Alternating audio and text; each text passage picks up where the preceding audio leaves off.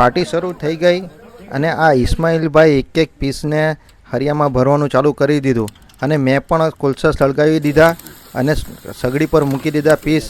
આસિફભાઈ અને ઇસ્માઇલભાઈએ આ જિમ્મેદારી લઈ લીધી શીખવાની. અને હા, તૈયાર ખાવાનું ચાલુ થઈ ગયું. અહમદભાઈ બેસી ગયા, અફઝલભાઈ, શોએબભાઈ, બધા દોસ્તારો બેસી ગયા છે. આ ઉસ્માનભાઈ ડિસ્કસ કરતા છે અને બધા પોતપોતાની રીતે બેસી ગયા. શોએબભાઈ ને આ બેની તો અલગ જ ડિસ્કસ હોય. તોસીફ અને શોએબની ડિસ્કસ જ અલગ હોય.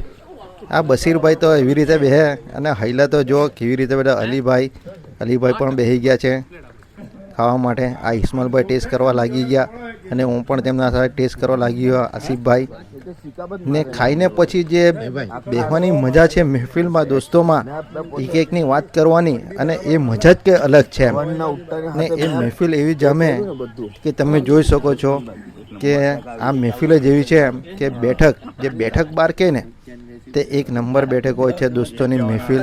એટલે દોસ્તોમાં બેહતા રહ્યો દોસ્તો મારા.